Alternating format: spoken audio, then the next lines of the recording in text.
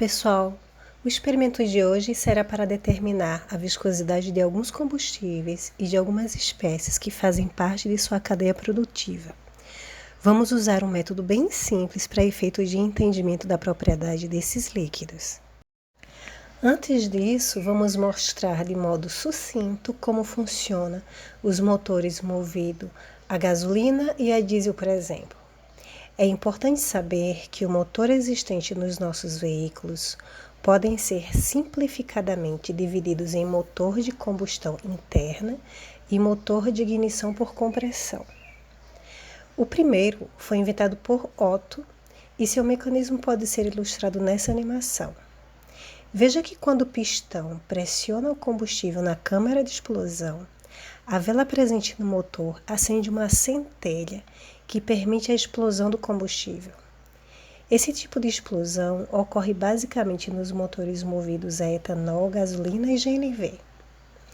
Enquanto isso, o motor a diesel não apresenta essa vela. Quando o combustível é comprimido na câmara de combustão, ele simplesmente se explode sozinho. Por isso chamamos de autoignição. Esse tipo de motor queima os combustíveis diesel e biodiesel. Então vamos lá, perceba que o combustível entra na câmara de combustão na forma de vapor através do bico injetor. Se o combustível estiver fora das especificações, como por exemplo a viscosidade, ele pode entupir esse bico, comprometendo o funcionamento do motor. Por isso que os combustíveis, uma vez produzido e purificado, precisam passar por alguns critérios de propriedades físico-químicas especificadas por normas padrão. Aqui no Brasil, o órgão que regulamenta essas normas é a ANP. Para cada combustível, a ANP disponibiliza em sua página uma tabela a ser seguida nos laboratórios de química que atestam se aquele combustível atende ou não às normas. Veja como exemplo essa tabela extensa que especifica o diesel e a sua mistura com o biodiesel, chamada aqui de BX. Esse BX significa dizer o quanto de biodiesel tem no diesel de petróleo em níveis percentuais. Por exemplo, agora no ano de 2021, vamos passar para um percentual de 13% de biodiesel no diesel e por isso chamaremos de B13. Perceba que uma das normas que a ANP exige que se cumpra é a viscosidade que iremos trabalhar nesse experimento de hoje. Observe também que essa tabela tem várias propriedades que precisam ser atestadas, não apenas a viscosidade, mas tantas outras também importantes, tais como ponto de fulgor, ponto de entupimento a frio, teor de água e número de acidez. Voltando a falar da viscosidade, que é o tema principal do experimento de hoje, veja nessa tabela que essa propriedade precisa ser medida usando algumas normas internacionais da NBR e a STM. No experimento de hoje, não vamos usar nenhuma dessas normas, porque demandam de equipamentos de alto custo e por isso de difícil acesso. Sendo assim, fica difícil disponibilizar em escolas e em algumas universidades. A fim então de permitir esse estudo em nível acadêmico, apenas para efeito de compreensão de nossos alunos, vamos propor aqui um experimento de caráter altamente simplificado, que se faz valer de itens fáceis de se encontrar nos nossos espaços acadêmicos. Para realizar esse experimento, vamos usar simplesmente de vidrarias uma bureta de 50 ml e um becker para cada espécie analisada. Nesse caso aqui, a gente vai analisar a água como nosso padrão, álcool etílico, diesel de petróleo, biodiesel, óleo de soja e glicerina nessa ordem. Aquela última garrafa que a gente vê aí nessa imagem é o acetato de etila que a gente vai usar para lavar a bureta entre um experimento e outro quando a espécie foi de difícil limpeza dessa vidraria. É importante chamar a atenção que a gente se faz valer da mesma bureta para evitar erros de calibração, porque se a gente muda de uma bureta para outra, a velocidade de escoamento do mesmo líquido ela pode variar. Então, usando a mesma bureta, a gente elimina esse risco de diferença de tempo de escoamento. Além das coisas que eu mencionei lá, também a gente vai precisar de um suporte e uma garra para segurar essa bureta. Então, veja aí que o diesel que eu peguei é um diesel de posto de gasolina. O biodiesel foi o sintetizado em um outro experimento das nossas aulas. Essas espécies foram colocadas nessa ordem porque também seguiremos essa ordem para as nossas análises por causa da diferença de viscosidade e de facilidade de limpeza. Iniciamos adicionando na bureta apenas água destilada e a gente preenche ela inteira e depois a gente deixa escorrer ela por completo para poder fazer o que chamamos da limpeza dessa bureta.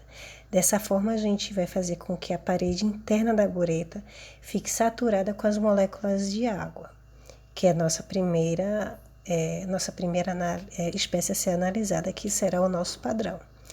Então, a gente enche a bureta até o topo e calibra ela para o volume de 50 ml.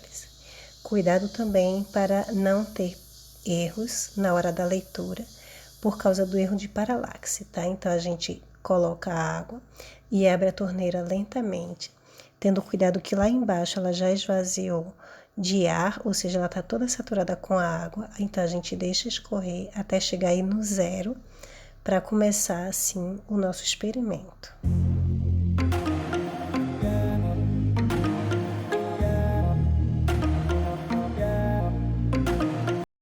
Agora que calibramos a nossa bureta, a gente tira o becker, que é o nosso resíduo, e a gente usa, por exemplo, um celular ou um cronômetro para medir o tempo em que esse líquido, no nosso caso a água, vai escorrer do zero até esvaziar a nossa bureta. Então, a gente registra, quando ele esvaziar, a gente para o cronômetro. Então, a gente vai fazer a mesma coisa agora para as outras espécies. Seguida agora do diesel de petróleo, a gente novamente vai lavar a bureta com o diesel. Então, esse diesel ele vai ser desprezado. A gente enche a bureta com o diesel, joga esse diesel fora, depois fecha a bureta e enche novamente o diesel, assim como a gente fez com a água, tá? Então, a gente vai fechar, vai colocar o diesel, vai aferir até a marca lá do zero, que é lá em cima na bureta, a leitura é contrária, né? E vai também usar o cronômetro, de preferência a gente usa o mesmo aluno para fazer essas medidas, para evitar erros de tempo de clicar no cronômetro ou no celular, por exemplo, ou da percepção na aferição da bureta. Então, a gente faz exatamente a mesma coisa para todas as nossas espécies, tá? Então, veja aí que a gente já encheu toda a bureta, aferiu, chegou lá no zero. Agora, a gente se prepara para colocar o cronômetro e fazer exatamente a mesma coisa, tá? Então, a gente repete para cada amostra, a gente faz isso 3 vezes para evitar erro de medição. E depois a gente tira uma média desses tempos de análise.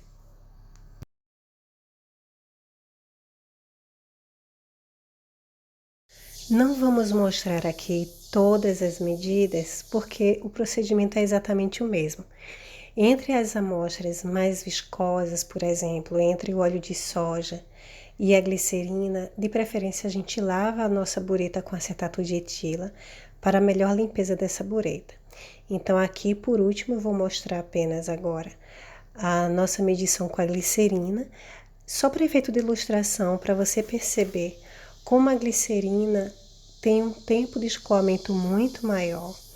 Ela é mais viscosa e ela fica praticamente na gota a gota comparada com os outros líquidos que a gente acabou de ver.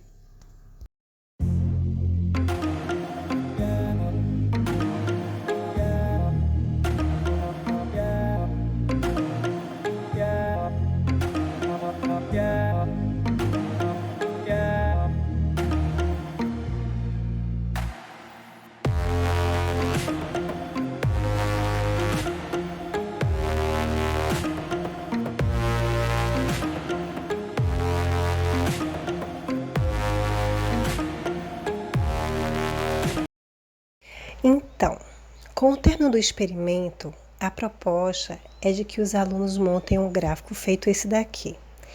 Esse gráfico foi montado com os dados obtidos por nossos alunos em uma de nossas aulas. Percebam que os tempos de escoamento, usando exatamente a mesma bureta, entre a água, o etanol, o óleo diesel e o biodiesel, têm a mesma ordem de grandeza, entre 9 e 13 minutos aproximadamente. Ao se analisar o óleo de soja, temos um tempo de mais de 6 vezes comparado com a água, ao passo que a glicerina tem uma ordem de grandeza de quase 100 vezes maior. Agora, se pegarmos esses valores de tempo de escoamento para medir a viscosidade de cada espécie relativa à viscosidade da água, podemos traçar esse outro gráfico daqui. A gente fez esse gráfico usando essa fórmula que está evidenciada aqui, tá? Para melhor visualização, eu fiz um corte entre 8 e 75 na barra da viscosidade da glicerina. Usando essa fórmula da viscosidade relativa, conseguimos os valores que estão dispostos acima da barra de cada espécie. Ao compararmos de modo mais específico o biodiesel e o óleo de soja, fica nítido porque precisamos processar esse óleo através da reação de transesterificação, para que ele passe a adotar uma viscosidade similar à do diesel. Podemos imaginar então que se usarmos óleo de soja puro no motor a diesel, as chances de danificar o motor é muito grande. Perceba também que a viscosidade da glicerina é de mais de 91 vezes maior do que a da água.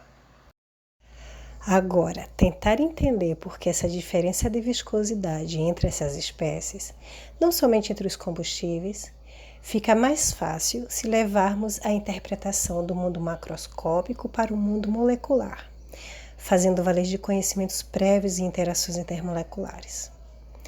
Destacando em azul as 3 espécies estudadas, que apresentam grupos hidroxilas e que, portanto, permitem fazer ligações de hidrogênio, podemos entender por que a viscosidade da água e do etanol são similares, ao passo que da glicerina apresenta cerca de 91 vezes maior. Veja que a glicerina apresenta 3 grupos hidroxilas, fazendo com que suas interações intermoleculares sejam mais fortes e, portanto, ela é mais viscosa. Agora, ao olharmos os combustíveis diesel e biodiesel, fica fácil entender que, apesar de ambos apresentarem cadeias hidrocarbônicas de tamanhos similares e, portanto, semelhança nas interações de London, o biodiesel apresenta um grupamento éster. Esse grupo éster permite aumentar as interações intermoleculares através da interação dipolo-dipolo no biodiesel, o que não se tem nas moléculas do diesel de petróleo. Por isso, o biodiesel apresenta-se mais viscoso que o seu respectivo diesel de petróleo. Voltando a comparar o biodiesel com o seu material de partida, ou seja, o óleo de soja, vemos que ambos apresentam o mesmo grupamento éster e o mesmo tamanho da cadeia hidrocarbônica. Entretanto, o óleo de soja é um triglicerídeo, ou seja, as 3 cadeias hidrocarbônicas estão ligadas pela unidade glicérica. E por isso, por ser uma molécula 3 vezes maior, sua viscosidade é de quase 5 vezes maior que a de seu respectivo biodiesel. Então é isso, pessoal. Espero que vocês tenham gostado do nosso vídeo e que essa proposta possa ser replicada por vocês em suas escolas. Então, pessoal, se você chegou até aqui e gostou do nosso vídeo, clique no botão de curtir, se inscreva no nosso canal e o YouTube te avisará sempre que a equipe do Lobby lançar novos vídeos. Tchau, tchau!